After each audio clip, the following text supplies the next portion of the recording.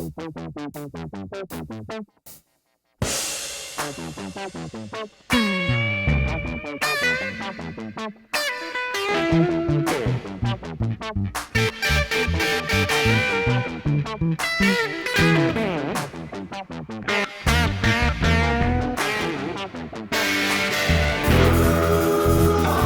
we go.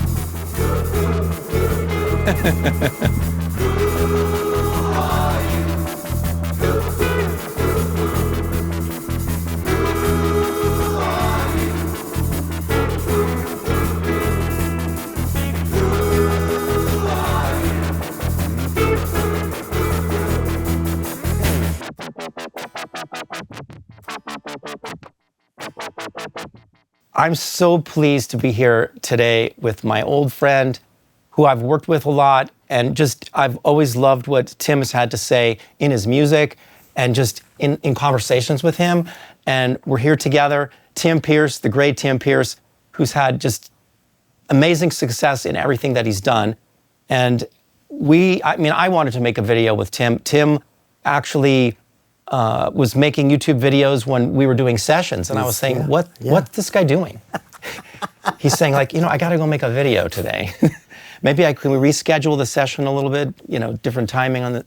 And now I understand, because I'm really happy to be here at this place in my life, and I've talked to Tim about it. I've actually confided in him a little bit, and it doesn't take much conversation for him to kind of reinforce that. So I just wanted to start with that, not to go too far off topic, but how important your influence has been in a small things to say, but they've had big impact on me. We get to reach people directly, and it's the most satisfying thing. After, you had a lot of directors and producers and people who you made movies for, but now we get to make the movie for ourselves. And it's very satisfying because you guys are so appreciative, and we reach you directly, and it's just a great thing to do at this point after doing the other thing, Well, yeah, great. And to have something to say that's relevant today, that's a fortunate situation. Yeah.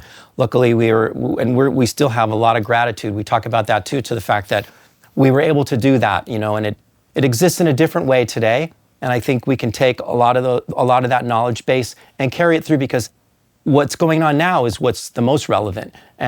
And that's what music has done throughout history, right? We go on the shoulders of the people before us, and we're still at it, And to do a video with you it's a lot of fun. So we decided to look backwards and bring it forward. So I'll tell you, the look backwards part is "Who Are You" by The Who, and it was an interesting experience, I think, for Pete Townshend, my guest, because he was getting into synthesizers and he used the ARP 2600. So here's an ARP 2600, and he wanted to process guitar through the ARP 2600. And it's something that I've been asked a lot about, processing outside signals with synthesizers. When are we going to do that? Or can you show us on a video? The MS-20 was a very famous synth that had the ability to do outside processing. So the synth makers at the time were thinking, this is going to be huge, right? And I never really saw it used very much. And so we're going to dive into it. We're going to do a video here, and then we're going to make another video on a different song, on the song Relay, and look for that one. And you'll see a couple of different effects using the ARP 2600, which is what Pete Townshend used. And you're going to hear Tim Pierce, his take on it. And I'm so curious what you think of this way of doing things, processing guitars through synths. Well, I had all the guitar synthesizers, and they never quite measured up in some ways. So guitar players, they tend to avoid that stuff, I think, because they just like this thing that's classic, which is the tube amp and the solo and the lexicon of traditional guitar. But I was always interested in, the syntax and the MIDI triggers. I even had some wild stuff. And I'm interested in it again. But this is how they used to do it. And it was amazing to see you a couple of minutes ago. You're honing on the sound, and you realized all at once you had to distort the preamp. And I reached for mine. Yeah. You said, nope, It's not you, it's me. And the minute you distorted the preamp, we had it. Well, it was amazing. Because there's a lot that you can do on a synthesizer like an ARP 2600. So let's dive in. Starting from left to right, the first thing you see in the upper left corner is preamp. So what's that for? Well, basically it's for bringing external signals into the synthesizer and heating up the level. And what you can do on this particular preamp is heat it up by 10 times, 100 times, and 1,000 times. Now, I don't know how accurate that is in terms of a multiple, but you can really fry it. So let's just listen to it. I'm just gonna patch straight out of the preamp right into the mixer, and let's just hear what this sounds like. So we can go anywhere from there to 10 times, to 100, and back to 1,000. So that was what Tim was talking about, like really frying the sound, because what happens when you fry a sound on a synthesizer often is it just gives the filter more harmonics to grab onto. Okay. And it makes it talk a little bit more, right? So I'm gonna run that into the filter, and I'll just demonstrate that. Now, undistorted. A little pluckier. Medium. Fully distorted. So that was the process, right? We discovered we needed this preamp. So not super complicated. Guitar into the preamp, preamp to the input of the filter. We have a low pass filter with resonance, and you'll notice the filter cutoff frequency is entirely closed. So there's no guitar that's allowed to pass through until it gets a sine wave, low frequency sine wave at the same tempo as the song. And that sine wave is going to make the filter open and close. So when each note that Tim plays is an eighth note, so we have that sine wave timed to eighth notes. How do we do that? Well, we created a click track. Now this track was probably originated with Pete Townshend just using an LFO from the 2600 and just laying it down, and everybody played to it, right? But since we wanted to show you what it sounds like with the original track, we created a click on the original track that is controlling a sine wave out of this Dr. Click, and that output is controlling the filter. So now it's in time. And I can dial in the attack and certain characteristics of the sine wave to get it as close to what the ARP 2600 sine wave would sound like. But you can always just take an LFO from an oscillator and use that to control the filter, just like you would on most synths, right? Grab an LFO, modulate the filter, put your guitar through a preamp, stick it in the filter. That's all we've talked about, right? Pretty simple signal path, right? Preamp, filter, controller to the filter. Last step, take the output of the filter, and I'm going to show you the patch so you can see it. Goes into a VCA. So the filter isn't just leaking, right? We're going to be able to control it. And what's controlling it is Tim's playing. So once the signal goes to the preamp, it's also going into an envelope follower. So you see this envelope follower? There's a normal preamp into the envelope follower. What does an envelope follower do? It converts amplitude into voltage. Why? Voltage will open the VCA. So when Tim plays amplitude, right, it opens the VCA, and then we can hear the sound. So that's the last component here. Other than that, it's just Tim's playing, and he follows the song, and the rhythm is going to be eighth notes in relation to the click. And so that's when you play those chords, right? That's my favorite part. Me too, it's the simplest thing. And the filter's just going, wow, opening and closing. And here's no resonance. Resonance, and I'll crank it. Like, how wet do you want it? Right? And I just find a spot. It's just kind of like a wah pedal.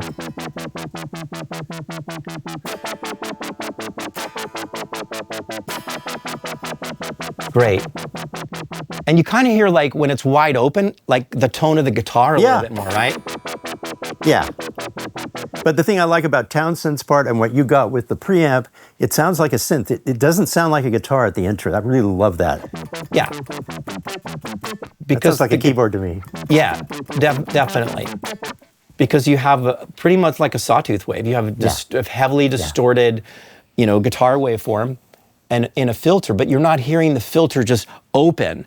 Like when you play the chords, the filter has a chance to be open, and you can hear the guitar tone. Like you hear the power chord nature. Yeah. Whereas the individual notes are going wop, wop, and that's taking precedent to your ear. Yeah. The opening and closing of the filter. What else can we do? Well, and then the band gets to dance around it. That's the great thing. You have something like this that's the anchor for the whole track. And Keith Moon can be free and be loose. Pete Townshend can play all those fills. There's an acoustic guitar strumming. Yeah, and then at a certain point, they do take this out. I'm sure, it's still going. They played to it the whole time, but in the mix, they took it out at a certain spot, and it came back in at the breakdown. Pretty creative. It's a long song, too. The version I looked at was 6.5 minutes long. There must have been a single, but the original is really long. Well, that's a good point, too. Like, if you have a good idea and it works great in your intro, you don't have to, and even though you striped it through the whole song because that was the only way you could sing to it. Right, that's how they played to it. Yeah, right. But when you're thinking about music, you want to think dramatically. So you might want to use it in certain places. Like, because a lot of times this is the most profound thing as we learn the more we do it. Like, what makes a sound effective is when it isn't there and it comes in. So sometimes you have to remove it to be more effective. And then when you bring it in, it's something new that comes in. And the thing about this that's so rare in music, it's completely unique and identifiable over like a 50-year span. So I remember listening to this on an airplane when I was a teenager. My parents took me to Hawaii, and I was listening to it on the airplane going, this is amazing. There are very few songs that have something this unique and this iconic and this historically long-lasting. You hear this, and it only happened one time, and it only happened in this song and this way. So you remember, Fantastic. so it affected you, did it sound like something new, or what was It was going on? amazing. I had heard it before, but it was like, oh, I'm over the ocean. I'm listening to this amazing thing in headphones. Yeah, because you went like this, because it's panning from left to right. It was incredible. Well, when you say incredible, like, did it give you a certain emotional response that you remember? Yeah, because most rock music doesn't have this kind of an element. I think Pete Townshend was pretty ahead of his time in some ways because he was bringing in, advanced at that time keyboard elements. And it was it's such a signature and it's so simple that it stood apart from everything else. I mean, this might be their most identifiable song because of this. So big lesson there, right? Yeah. Is it sometimes only takes a simple thing, right? Yeah. What's a signature? Yeah. It's finding something original, because most of the time we're dealing with song forms that are pretty familiar, right? Because it's like writing a book or something, or there's a form, there's chapters, and within that there's paragraphs, and then there's sentences. We all follow the form, and same thing with songwriting, right? Yeah, and this has a verse and a chorus and a verse and a chorus. Exactly. So it has that, but the signature at the beginning and the pulse throughout. I mean, he was bringing another genre of music into his rock band, and that was, a risk, and it paid off. Right, but you know what happens when you do it? Like, I've tried this sometimes, and like, let's use the example like into your rock band. If you can do it and it still rocks, then right? Because if it doesn't, then it's just new for the sake of new, and it's not really that listenable. And it doesn't fit. It takes you out of, ironically, who you are. Yeah. There's an idea of discovery and who are you in the title, so it just kind of prompts me into that. So with a sound like this, there are other things that we can do. Okay. Right? Like a simple thing that I could do, since I've set it up with the Dr. Click, is I can play 16th notes.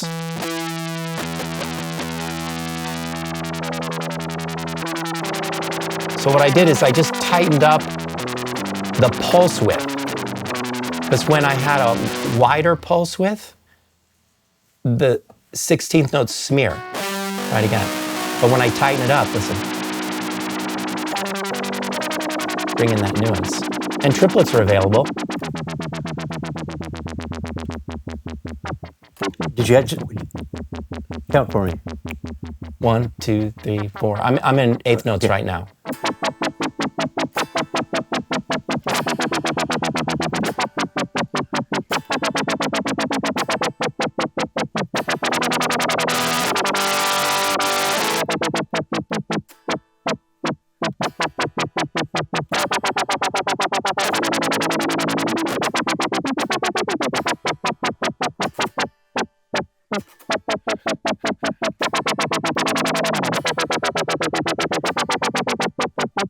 We held it together.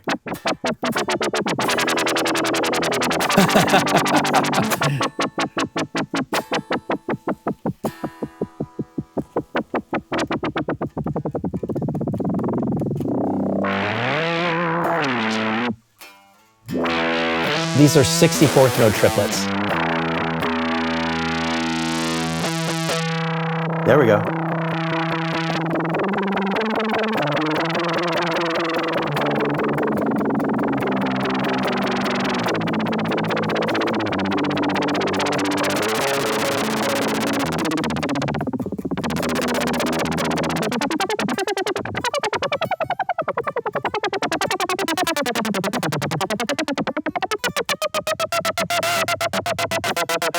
It makes you laugh.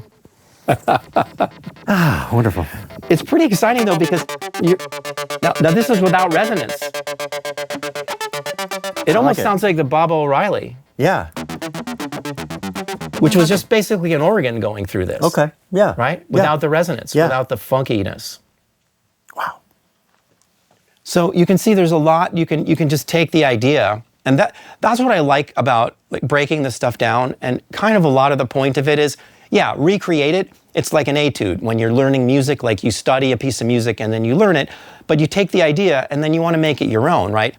Use these as starting points so that you can progress this into something new and into your own music. Like some of the stuff that Tim was just playing, it's inspiring. Like there's new music in there, right? With these faster, like I was jacking the thing up into like 64th note triplets.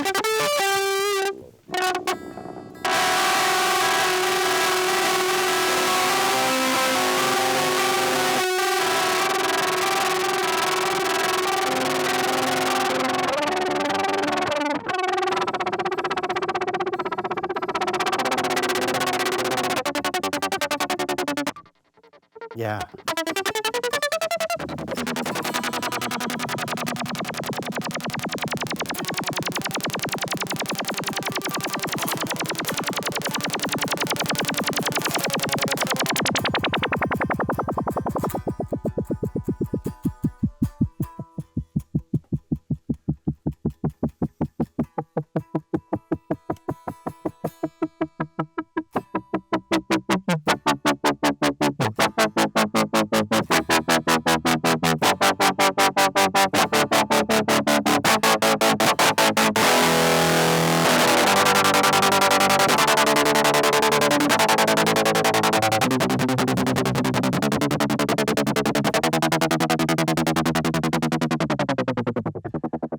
Well, you just start writing. You just start composing because this gives you an inspiration that you wouldn't have without it.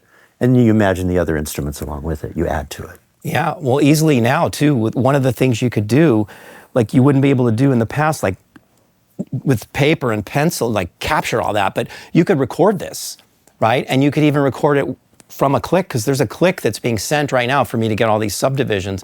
Record it, capture it, and then you have something synced, and then you can pick the parts you want, and then, you know, like Move writing. around. Yeah. The way somebody writes a book now with a word processor, it's the same thing. We can write music now, so we can take these basic ideas that were, compared to what we can do now, a lot more primitive. But in the end, what matters is that you have one idea, you distill it down to something simple, and you put it in the genre that you're already in that still rocks, and then you have something.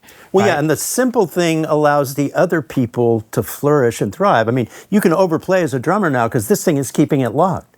So it's perfect for somebody like Keith Moon or any busy drummer just to go crazy. Guitars, everything. Everybody can really kind of be busy and fly around because this thing is locked. Yeah. So, well, you know what? It was also an early use of clicked rock. Can you think of how much rock? I mean, you would know more than I would about. I wasn't paying. I was just a fan back then who was learning to play guitar, but very few things were cut to a click. In the 70s, like Yeah. how much rock was cut to a click? Very Percentage, few, not very even. few. It's got to be in the 1%. Yeah. Yeah. So this was Yeah. kind of interesting. So it's ahead of its time in that way in terms of time feel, and you can hear the musicians kind of moving around a little bit because we're a little bit more trained, you know. Turn the click up kind of thing. Yeah. And they're just hearing the sound. That's the click, like you said. It's a different inspiration. So As long as you catch up, if you rush and then you retreat a little, get back on the one, you can. It's actually exciting to hear somebody just drift away from it for a second as long as they recover. Yeah. A live musician. The recovery is that gives you that satisfaction, Yeah. because then you get excitement. Yeah. It's little things. Well, fun one. No, it's amazing. So I hope you guys enjoyed that. I certainly did, because it's just great to be able to bounce it off of Tim, you know, and have the guitar and such fine playing and the ideas. So please remember to like and subscribe to the channel. You guys all do really mean a lot to us. We read your comments. And Think Like a Synth, it's there for you. It's the course. It's the same method that I've used for decades and I still use today. It's very simple. It's my method. And it works because it's a system. And I can come up with sounds like this very quickly, a lot of times without even having to hear it. You know, I can just kind of set up the patch, get it in the 80% zone, because it's something I had to do back then on sessions. You know, you couldn't always even hear what you were doing. So that's out there for you at anthonymarinellimusic.com. And Tim, visit Tim's YouTube channel. Yeah, you just put my name into YouTube and you'll find it. Tim Pierce Guitar, it's called. Yeah, should be awesome. So, till next time. Thanks.